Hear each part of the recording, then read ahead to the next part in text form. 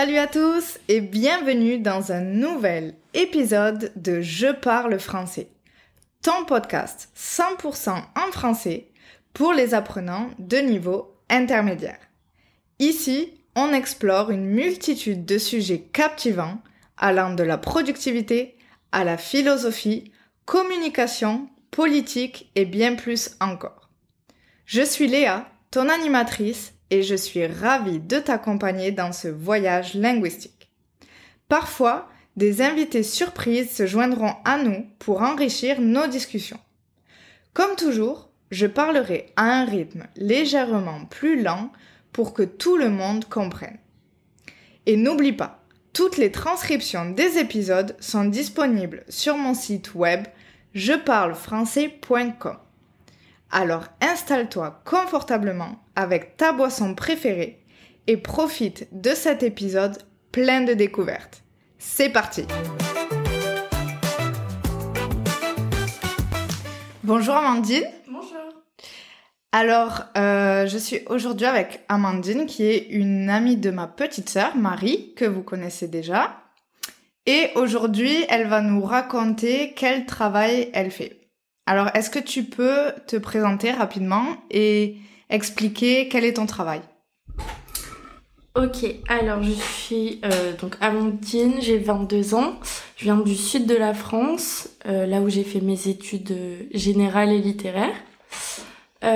Ensuite, il y a eu la pandémie Covid, donc c'était un peu compliqué en termes d'ambition scolaire, je savais pas trop ce que je voulais faire. Et c'est à ce moment-là où j'ai atterri à Paris, un peu par hasard, on va dire. Et j'ai découvert le monde de l'esthétique. Donc aujourd'hui, je suis esthéticienne. J'ai obtenu mon CAP, donc le premier diplôme dans ce domaine en 1 an, parce que j'avais déjà mon baccalauréat. Et ensuite, j'ai obtenu là en juin mon BTS. Donc mon métier consiste donc à travailler exclusivement en institut de beauté, où je vais pratiquer et maîtriser tout ce qui est soins du corps, donc massage mais aussi soins traitants, soins visage, épilation, tout le monde de la manucure, des ongles, etc. Le maquillage aussi. Et ce que j'aime dans ce métier, voilà, c'est la diversité des techniques et surtout le rapport client et social qui est très présent dans ce métier. Du coup, avant d'arriver à Paris, tu savais pas ce que tu voulais faire? La seule chose qui me plaisait un petit peu, c'était les langues. J'avais fait un bac littéraire et je me voyais bien travailler dans les langues. J'avais un attrait pour l'anglais, pour l'espagnol, et je suis partie à Aix-en-Provence en licence langue étrangère appliquée, donc anglais et espagnol. Sauf que, comme je disais, c'était le Covid. J'ai fait une seule semaine en présentiel à la fac. Et s'en est suivi 2 mois de distanciel dans une ville que je connaissais pas, où je connaissais personne. Tout était fermé, donc j'étais enfermée dans mon petit 15 mètres carrés. Et ça a été très compliqué. Et voilà, au bout de 2 mois, je suis partie de là pour faire le second confinement avec ma famille chez moi, vers Toulouse. Et j'ai grugé un petit peu les restrictions pour déménager en voiture à Paris avec des amis. Et à ce moment-là, j'ai fait un service civique parce que c'était la seule option qui se proposait à moi. Je voulais pas m'engager dans de nouvelles études directement. C'était une mission sur quelques mois de community manager dans une association religieuse. Okay. Donc c'était vraiment pas c'était pas par ambition que je faisais ça, c'était juste pour une nouvelle expérience, surtout pour être à Paris et connaître d'autres choses. Ça m'a beaucoup plu, c'était pas génial, j'avais juste un contrat d'une 20aine d'heures. J'étais pas trop payée, mais c'était voilà un pont et un lien. Et un jour, une personne de mon entourage m'a posé la question toute bête, mais pourquoi tu fais pas de l'esthétique dans tes études, d'en faire un métier? parce que c'est quelque chose que j'aime depuis toujours, mais je le considérais comme un loisir et pas comme quelque chose de sérieux ou je l'imaginais pas en tant que carrière. Et à ce moment-là, je me suis posé les bonnes questions, j'ai fait les recherches nécessaires et j'ai trouvé l'école dans laquelle je voulais faire ma formation et j'ai choisi de la faire en alternance. Donc être à l'école tout en travaillant, ce qui permet d'avoir un diplôme un peu plus valorisant pour les futures expériences professionnelles. Et donc j'ai commencé ma première année en CAP chez Body Minute, donc le bas de gamme de mon milieu, mais très formateur. Ça a été très dense. Et ensuite j'ai enchaîné sur 2 ans en BTS, esthétique aussi, dans une nouvelle entreprise plus haut de gamme, en plein cœur de Paris, avec un concept exclusif. Avant de continuer, est-ce que tu peux expliquer un peu plus ce que c'est BTS et toutes les formations? Parce que c'est des mots très français que les étrangers connaissent pas forcément. Donc, dans le contexte scolaire, donc le baccalauréat, ça va être au lycée. À mon époque, on choisissait notre option, plus scientifique, économique ou littéraire. Et à partir de là, on choisit notre voie un petit peu. En France, la généralité veut qu'on aille à la faculté parce que c'est ce qui est le plus général, c'est ce qui ouvre le plus de portes, mais bon, au final, c'est beaucoup de théorique qui donnent pas grand-chose de concret, mais ça, c'est personnel. Donc la faculté, ça va être pour avoir une licence, par exemple. Donc ça se fait en 3 années d'études. Pour avoir voilà une certification dans le sujet qu'on a choisi. Donc là, en l'occurrence, j'avais choisi les langues et ça m'aurait assuré un diplôme d'un certain niveau de langue avec une connaissance extérieure, donc culturelle, littéraire, etc. Et donc dans mon domaine en termes d'esthétique, on va parler de métiers professionnels, donc filière professionnelle, où il s'agit plus d'allier la théorie à la pratique. Donc la première étape, ça va être le CAP. Je saurais pas vous dire qu'est-ce que ça veut dire CAP, mais voilà, c'est le plus petit diplôme, c'est la base, où on va apprendre les techniques de base et la théorie de base en termes d'esthétique, mais aussi de vente, de gestion, il y a un peu de maths, etc. Donc c'est la première étape où on peut faire ça au collège. Et ensuite, on peut aller donc vers ce qu'on appelle des études supérieures, donc qui dépassent le niveau lycée. Donc bac+2, bac+3, etc. Et un BTS, c'est un brevet de technicien supérieur, donc voilà, qui nous assure une meilleure maîtrise de notre domaine et aussi par la suite un meilleur salaire ou des meilleures prétentions en termes de poste dans les entreprises. Et voilà, BTS, ça équivaut à bac+2 du coup, et on peut continuer par la suite avec justement une licence pour avoir un bac+3. Ensuite, vous avez le master, ensuite le bachelor, c'est vraiment très varié. Un métier professionnel, ça peut aller très loin, il faut pas s'arrêter aux préjugés qu'on a. Voilà. Ok. Et est-ce que du coup, donc là maintenant, après ton BTS, ou pendant ton BTS, tu étais en train de travailler aussi? Est-ce que tu peux expliquer un peu comment ça se passait en termes de planning? Ok. Alors, les centres de formation, parce que du coup j'ai fait mes études en centre de formation, c'est spécialisé pour les apprentis et les alternants. Et c'est aussi une formation qui est gratuite, petit détail. Parce que comme vous travaillez, il y a des subventions qui reviennent à l'entreprise et ça revient sur le CFA, donc c'est un cercle qui fait que tout le monde y trouve son compte et que vous n'avez pas à payer vos études. Bref. Okay. Donc, le CFA propose 2 rythmes de formation. Donc, vous avez soit une semaine en entreprise, une semaine à l'école. Ce que les entreprises n'aiment pas trop parce que ça fait beaucoup d'absence sur une semaine. Quand vous vous occupez de clients régulièrement, c'est bien d'être là toutes les semaines pour suivre aussi l'évolution quotidienne. Et sinon, ils proposent, ça dépend des formations, mais en tout cas dans le BTS, c'est 2 jours d'école par semaine, 3 jours d'école en entreprise, donc avec 2 jours de repos. Et après, la semaine d'après, c'est 3 jours d'école et 2 jours d'entreprise. Donc ça, c'est voilà constant. Moi, j'étais dans une entreprise qui exigeait de faire des journées pleines, ce qui faisait que j'avais un contrat dans une 40aine d'heures, incluant les jours de cours.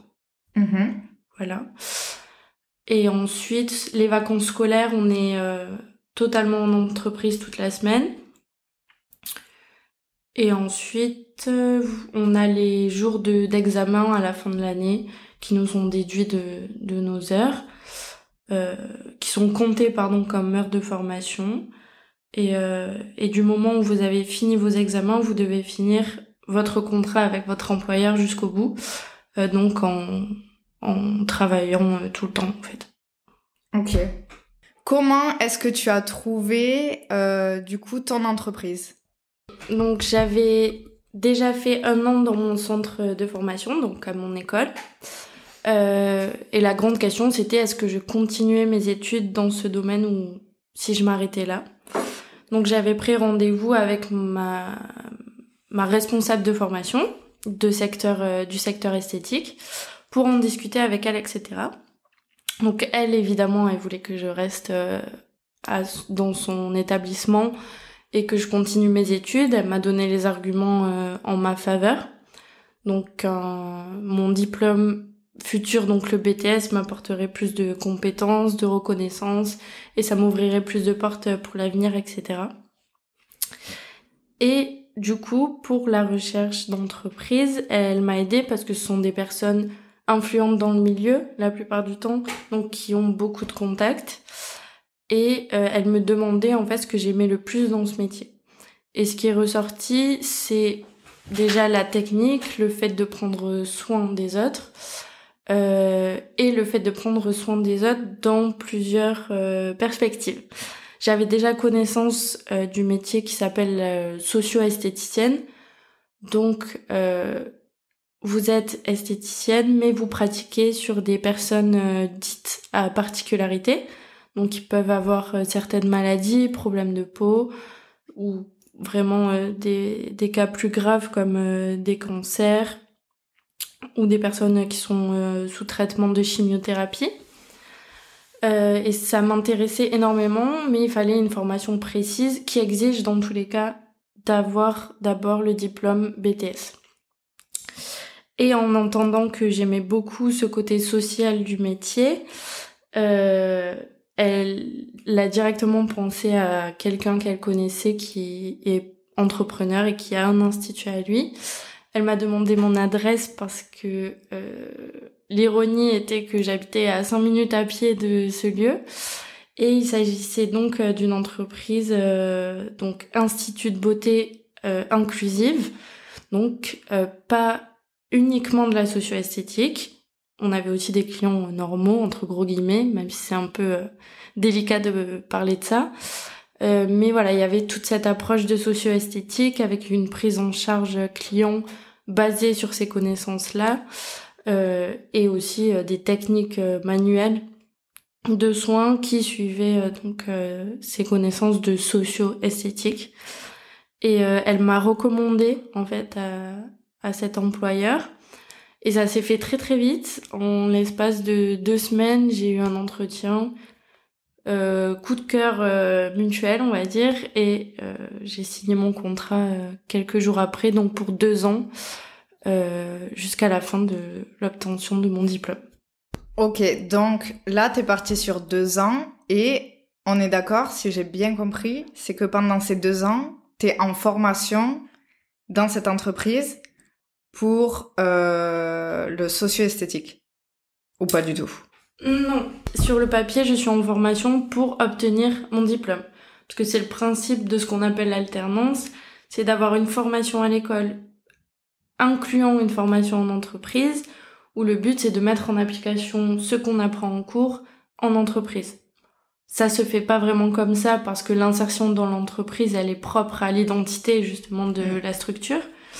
Donc c'est un peu plus rapide et c'est vrai qu'on a tendance à être inséré beaucoup plus vite en entreprise et à apprendre beaucoup plus en pratiquant, ce qui est logique et ce qui est génial dans cette formation.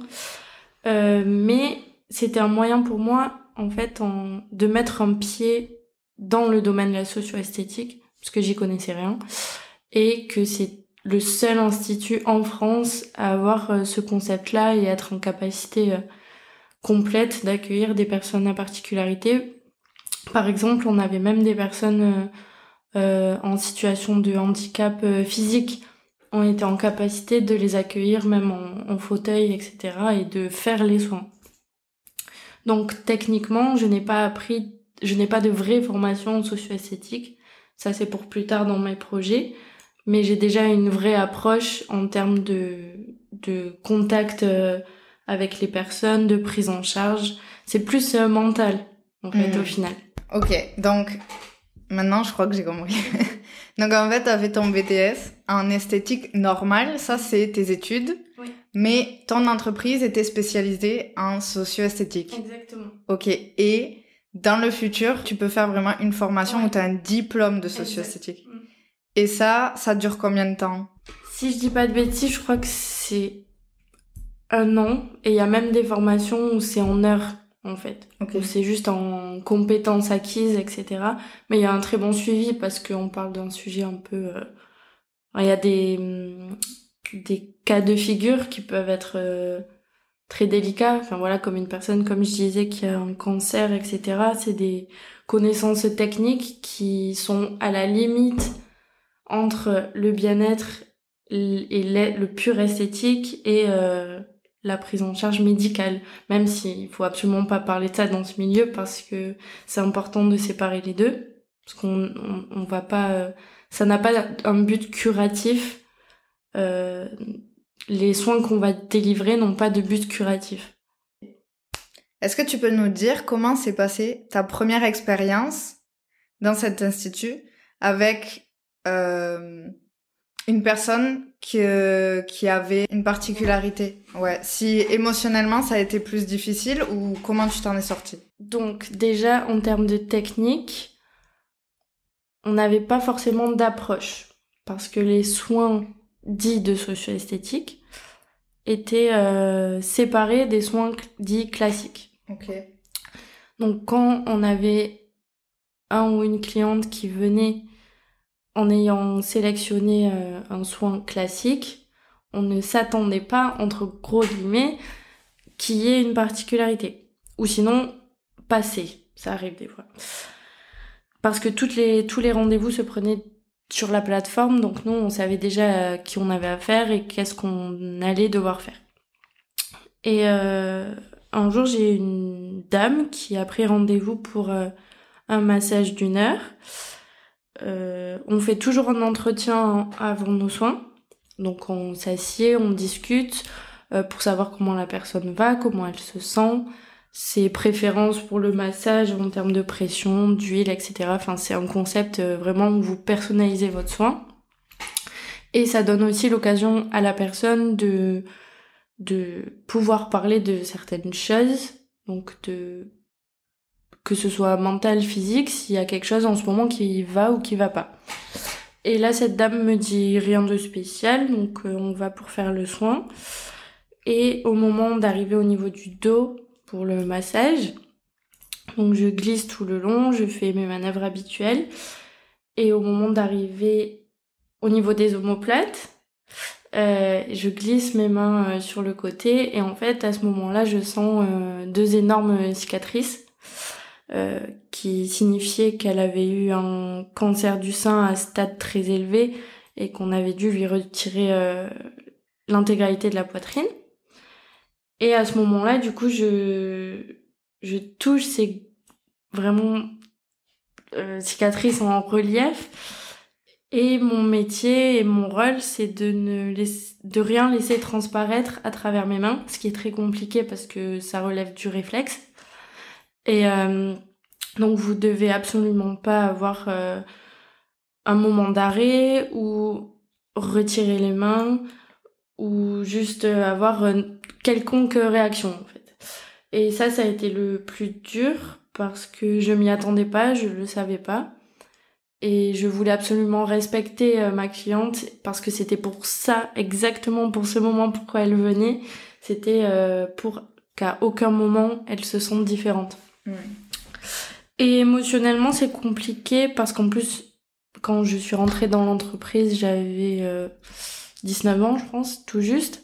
Donc j'étais assez jeune et je suis quelqu'un très sensible aux énergies, aux émotions, etc. Pour moi, un massage, c'est pas que physique, c'est vraiment un échange d'énergie.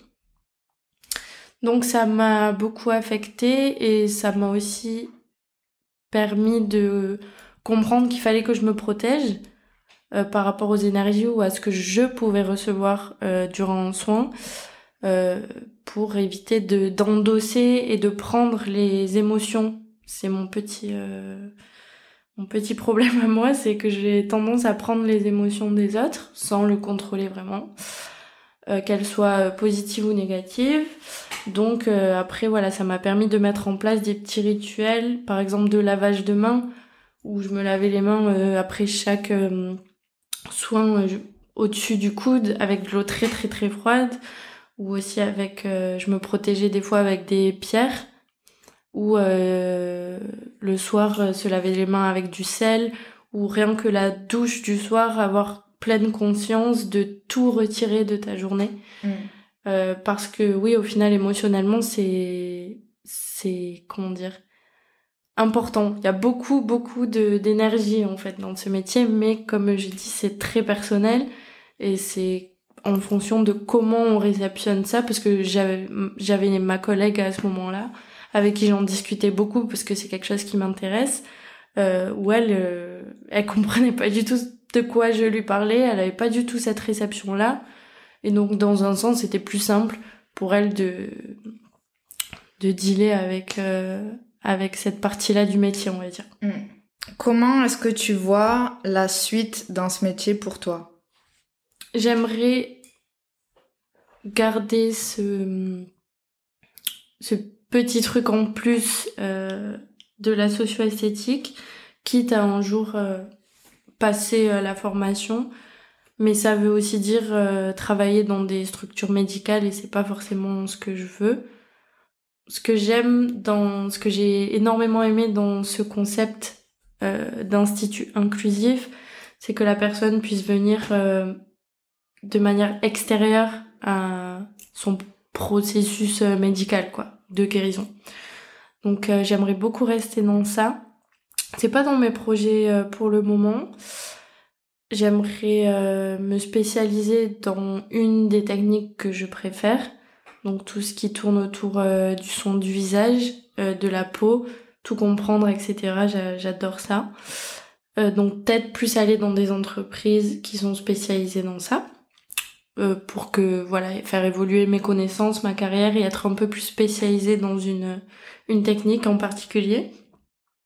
Et ensuite, quelque chose qui me trotte dans la tête, c'est d'aller apprendre les techniques du monde, mais aux endroits concernés.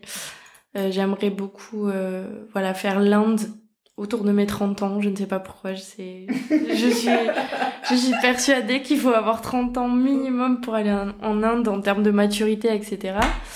Et j'aimerais aller apprendre leurs techniques. Là, ça va plus être du massage ou du son du corps, du coup, ou énergétique carrément. En Inde, Indonésie, Chine, enfin tout ce qui est Asie, de toute façon, c'est très développé là-bas. Et ça va un peu plus loin côté énergie, justement, et spiritualité. Donc ça m'intéresse beaucoup. Donc voilà, je pense que je vais pas avoir un parcours hyper classique, parce que c'est pas ce dont j'ai envie non plus. C'est un métier voilà qui relève de l'humain et j'ai plus envie d'aller chercher de ce côté plutôt que d'avoir vraiment une vision carriériste pour évoluer dans une seule et même entreprise. Ça m'intéresse pas vraiment en fait. Est-ce que toi, en termes d'évolution, tu te verrais plus devenir freelance par exemple ou créer ton propre institut ou avoir ton propre personnel, etc. Comment tu te verrais en termes d'évolution professionnelle? Donc ma réponse, elle est vraiment liée à mon âge et au fait que ça fait que 3 ans que je fais ça aussi. Mais pour le moment, j'ai pas du tout d'affinité avec le fait de manager ou de diriger une entreprise. Le diplôme que j'ai fait, donc le BTS en question, il y a 3 options différentes. Il y a l'option formation marque. Donc là, ça va être pour être animatrice marque, en fait. Donc plus en point de vente, moins en institut. Il va y avoir cosmétologie. Donc là, c'est plus côté laboratoire, scientifique, formulation. Et l'option management, que j'ai choisie par défaut. Parce que je voulais juste rester dans mon établissement. Étant donné que j'ai un bac littéraire, c'était un peu compliqué puisque les maths, c'est pas ma tasse de thé. Mais j'y suis arrivée, je l'ai eu. Et en fait, j'ai un gros souci avec la contradiction entre mon métier et le fait de gérer une entreprise et le côté monétaire, en fait. J'ai beaucoup de mal avec ça, donc j'ai pas envie de m'investir dans quelque chose où l'argent va être un problème pour moi. Pour le moment, je suis jeune, être salarié, ça me va très bien. Il y a beaucoup d'avantages en France en plus. On est protégé, etc. Faut tomber sur les bonnes entreprises, évidemment.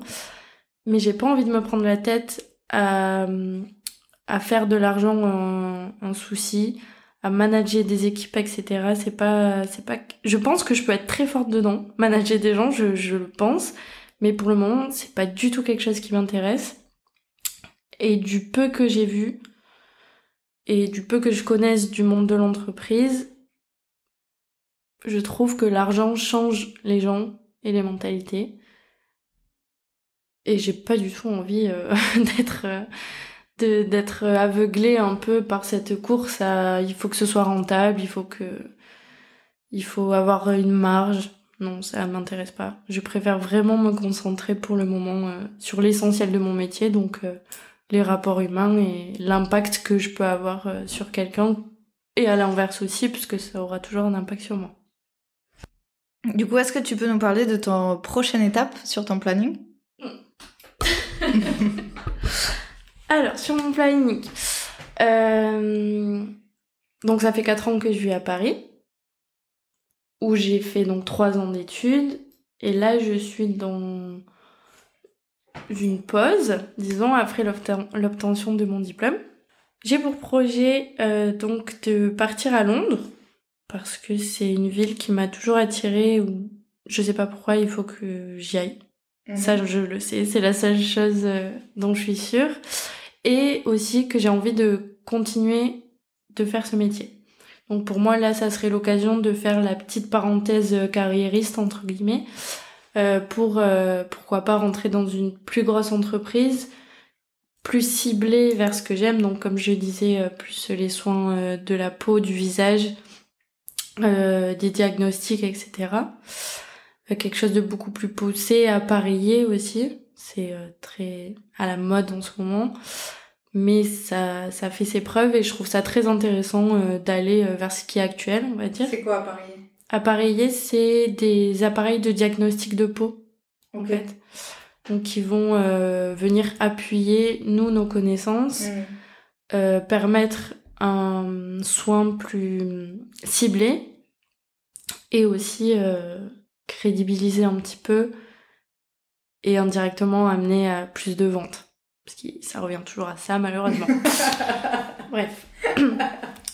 Donc voilà, prochaine étape sur le planning, ça serait cette expérience à Londres, qui serait professionnelle en premier plan, certes, mais surtout personnelle, je pense.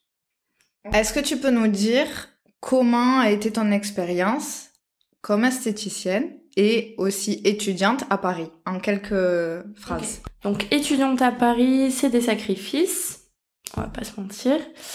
Et si on n'a pas d'aide extérieure, ça peut être compliqué.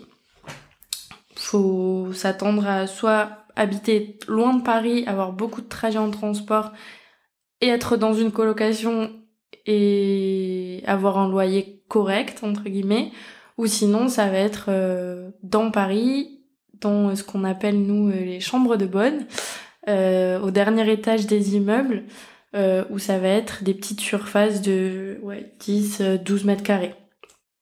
Donc 4 ans là-dedans, c'est long. Mais quand on le vit, ça passe vite. Pourquoi ça passe vite ? Parce que déjà, la formation que j'ai choisie, elle était en 2 temps, avec l'école et l'entreprise. J'avais des grosses semaines de 40 heures. Après, il y a toute la vie perso à gérer à côté en termes d'organisation, ménage, lessive, parce que du coup, vous n'avez pas de machine à laver dans l'appart. Donc, c'est beaucoup d'organisation où vous vous retrouvez en fait à dormir chez vous, et c'est tout.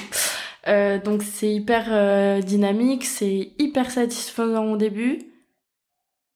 Et à un moment, c'est usant, très usant. Mais à ce moment-là, faut juste partir et voilà.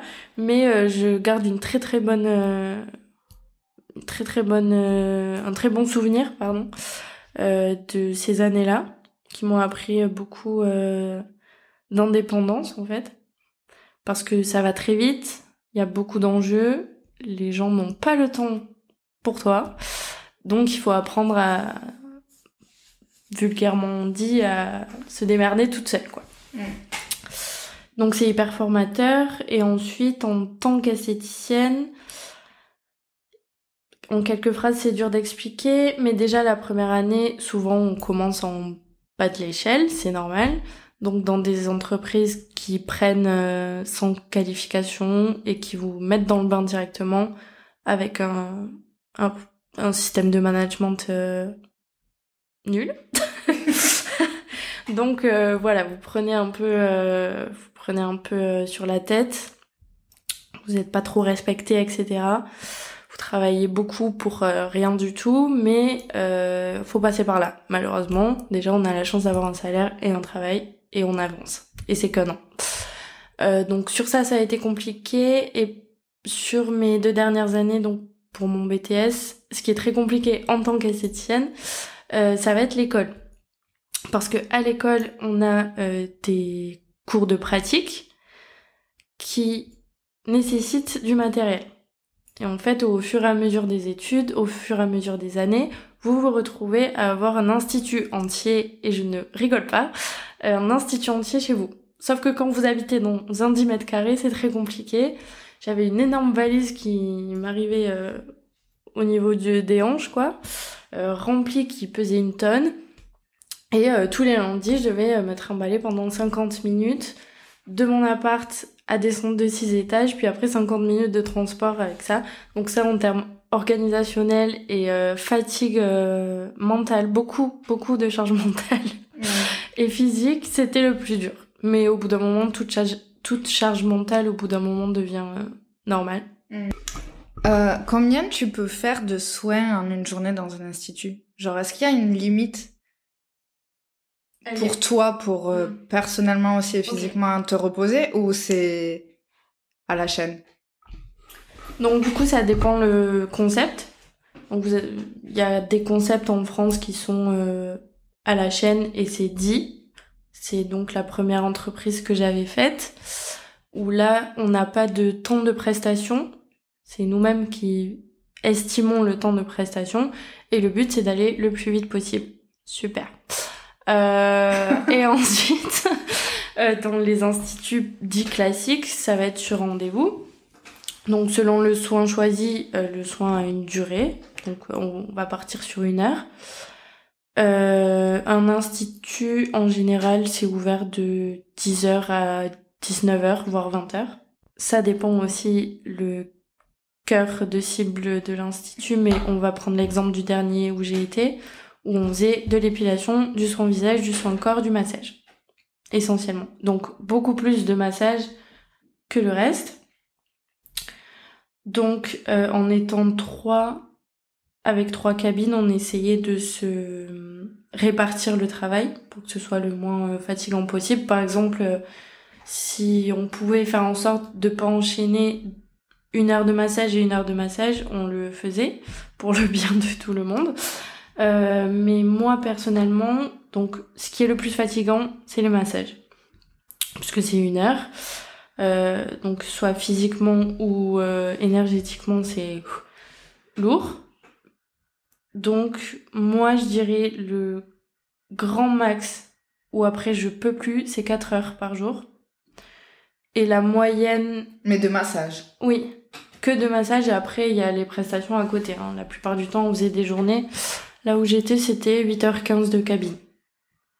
Okay. Sur une journée, donc c'est pas mal. Où on est tout le temps debout, etc. Donc oui, le grand max pour moi, c'est 4 heures. J'ai déjà fait 5 heures. Faut pas me parler à la fin de la journée. Mais ouais, la moyenne, c'est 3 heures et bien répartie sur une journée. Ça, c'est ok. Ok.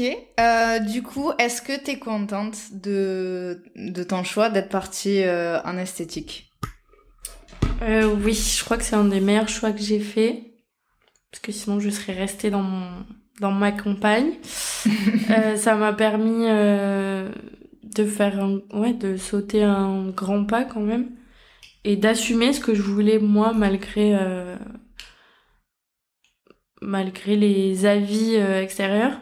Parce que en France, en tout cas, c'est un peu mal vu de passer d'études dites générales à des études professionnelles. C'est vu un peu comme régressif, alors que pour moi, de passer de l'apprentissage théorique de quelque chose qui ne nous passionne pas à quelque chose de très pratique qui nous donne une certaine raison de vivre, c'est des mots forts, mais c'est vrai. Je pense qu'on peut pas faire un métier qui ne nous passionne pas.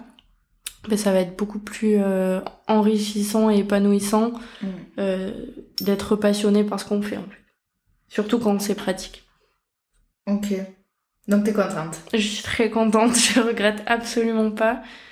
Et j'espère, je croise les doigts, de rester passionnée le plus longtemps possible.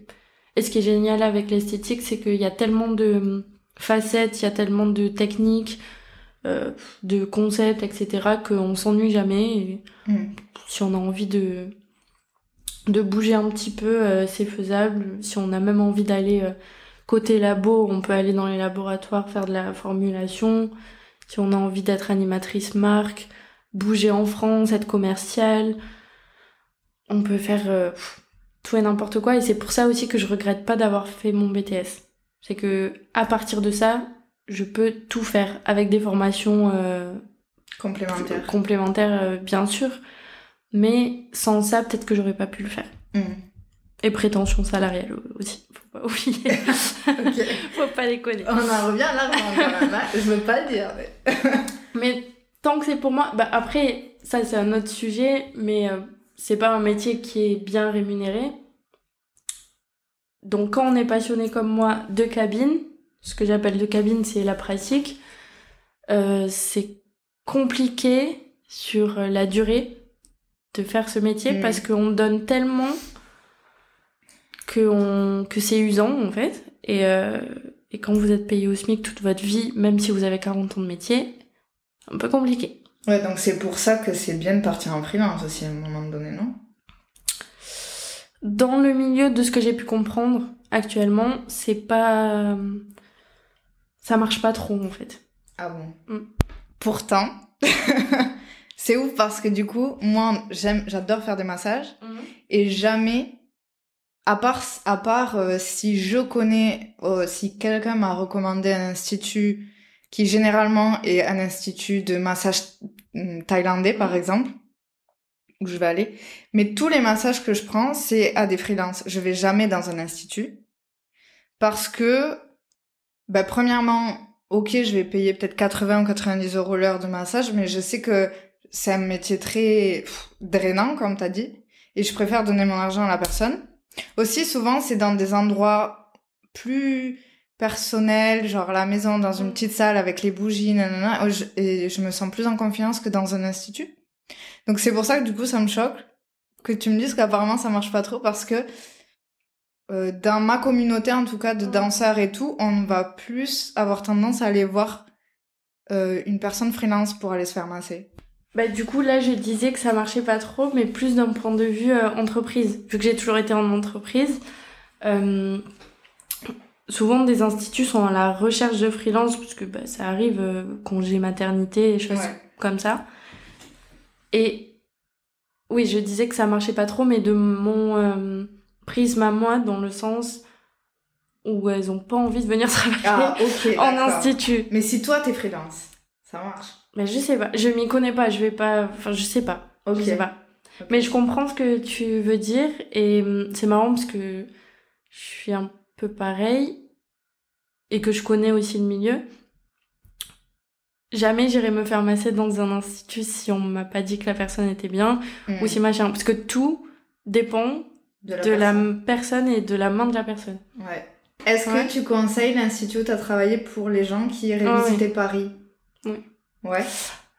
Du coup, je vous invite à aller vous faire masser dans l'institut duquel je parle. Donc, Institut Inclusif Paris, vous allez trouver directement. Et vous le regretterez pas. Je sais qui massent là-bas et c'est des gens exceptionnels qui ont une main géniale et qui sont juste là pour vous faire passer un bon moment et qui vous sont vraiment dévoués. C'est dans un respect et un cocon où vous vous sentirez très à l'aise, je pense. Donc foncez, les yeux fermés, et le cadre est génial. Le cadre est super.